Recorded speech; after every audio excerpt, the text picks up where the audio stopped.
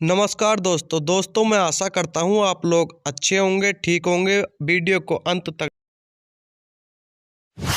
तीन तिगाड़ा काम बिगाड़ा।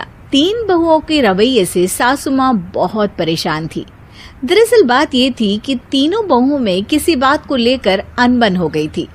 तब से ही तीनों एक दूसरे से मुंह फुलाए रहती थी।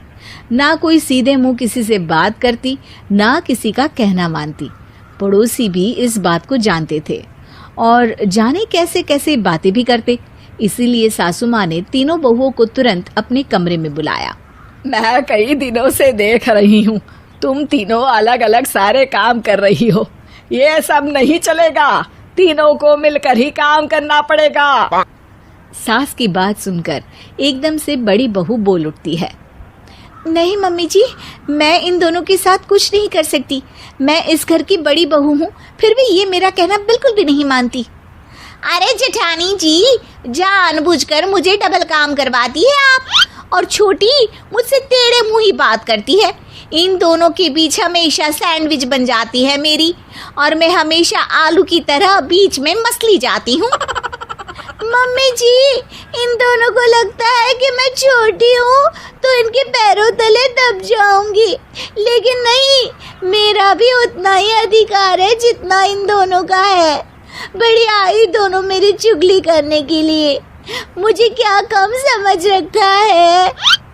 तीनों बहू एक दूसरे से बहस करने लगती है और सास दोबारा ये देखकर टेंशन में आ जाती है और सबसे कहती है, चुप हो जाओ, अब से तुम तीनों सारे काम एक साथ करोगी। आंख बंद करके एक दूसरे की बात सुनोगी। तुम तीनों इस बात को गांठ बांध लो, वरना अगली छुट्टियों में तुम्हारा अपना मायके जाना कैंसिल। सास की बातें सुनकर डर के मारे तीनों हामी भर देती हैं। जी मम्मी जी, मैं समझ गई। हाँ मम्मी जी, जैसा आप कहें। आप जो कहेंगी मैं वही करूंगी। तीनों बहू सास की बात को गांठ बांध लेती है और वादा करती है कि अब से सारे काम वो तीनों एक साथ मिलकर ही करेंगी। ये सब देखकर सास खुश हो जाती है और वहां से चली जाती है। नीचे जाकर वो देखती है कि घर में शर्मा जी आए हुए होते हैं। सास जोर से आवाज लगाकर कहती है, अरे बहू, जरा चाय बनाकर तो लाना, शर्मा जी आए हैं।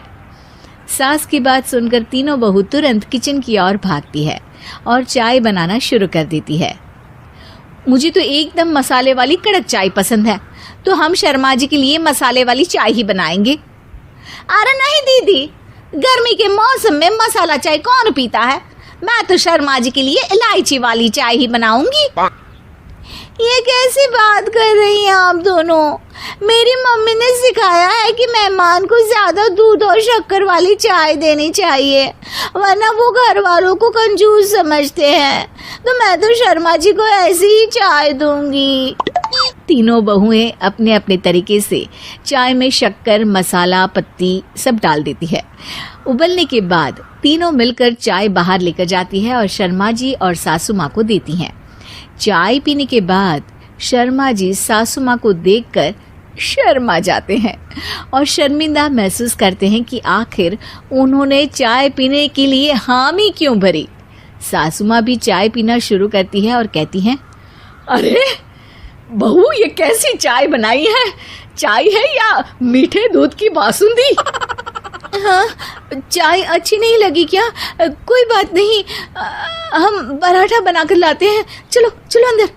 हाँ चलो। हाँ, आती हूँ मैं भी। नहीं, मेरा पेट चाय ने ही चौपट कर दिया, वही काफी है। पराठे से पोपट नहीं करवाना, मैं तो चलता हूँ। शर्मा जी चुपचाप पतली गली से निकल जाते हैं। अगले दिन सास बहुओं से कहती है, अरे बहू, जाओ जाके ऊपर के गेस्ट हाउस की सफाई कर दो। कल हमारे यहाँ मेरे दूर के रिश्तेदार आने वाले हैं, तो पूरे कमरे को चमका देना, समझी? तीनों बहू सास की बात को मानकर ऊपर सफाई करने चली जाती हैं और तीनों कमरे की सफाई चालू कर देती है। बड़ी बहू मकड़ी के जाले साफ करती है, तो बीच वाली झाड़ू लगाना और छोटी वाली सर्फ डालकर जमीन धोना शुरू कर देती है। अरे दीदी जेठानी जी, अभी मैंने पूरी फर्श धोई और आप फिर से धूल नीचे गिरा रही हैं। और मछली जेठानी जी, आप बिना झाड़ू की धूल यहाँ छटक रही हैं। अरे तीनों को साफ करना है, एक साथ सफाई करते हैं ना। अरे वही तो, हम साथ साथ हैं, घर साफ साफ है। तीनों बहू ऐसे ही काम में उलझ जाती है और 2 घंटे तक एक ही कमरे की सफाई करती रहती है। बहुत देर से अपनी बहुओं को ना देखने के कारण सास ऊपर कमरे में उन्हें देखने जाती है, लेकिन कमरे में घुसती ही वो गीली फर्श पर फिसलने के कारण नीचे गिर जाती है। ओरी मोरी मैया, हड्डी मरोड़ के रख दी। आए मेरी तो कमर ही टूट गई रे। तीनों बहुएं सास को उठाती हैं और बिस्तर पर सुला देती है। अरे मेरे हाथ पैर दर्द कर रहे हैं, दबा दो, आराम मिलेगा। हाँ जी माँ जी। अरे जी माँ जी, जी माँ जी। और तीनों बहुएं एक साथ सास के हाथ को दबाना शुरू कर देती हैं। माँ की तो चीख ही निकल जाती है और नतीजा ये होता है कि सास के बचे हुए शरीर में भी दर्द उठ जाता है। हाय राम, ये क्या कर दिया तुम तीनों ने। अरे मेरी तो किस्मत ही फूटी है कि तुम जैसी बहुएं मुझे मिली। हे भगवान, पूरे शरीर में दर्द बढ़ गया है। अब तो पता नहीं कि चल भी पाऊंगी या नहीं। माफ करो, मुझे गलती हो गई मुझसे कि तुम तीनों को एक साथ काम करने के लिए बोला। सोचा था तीनों मिलके अच्छे से काम करेगी, लेकिन बड़े बुजुर्ग सही कहते थे कि 3 तिगाड़ा काम बिगाड़ा। तुम लोगों ने ये बात ना आज साबित करके दिखा दी। तुम तीनों को तो समझाना यानी मानो भैंस के आगे भी न बजाना है। तुम्हें अकेले अकेले काम करना है ना, तो अब से तुम अकेले ही अपना अपना काम करो। तीनों बहुएं वहां से जाने लगती है। अरे कहाँ जा रही हो? आप ही ने तो कहा कि अपना अपना काम करो, तो मुझे मुल्तानी मिट्टी लगानी है। अरे मुझे भी तो नेल पॉलिश लगानी है, मुझे ना मेहंदी लगानी है। सास अपना सर पीट लेती है और कहती है, अरे मुझे भी लगाना है कुछ। क्या माँ जी, क्या माँ जी, क्या माँ जी? तुम्हारे घर वालों को फोन तुम्हारी हरकतें बताने के लिए।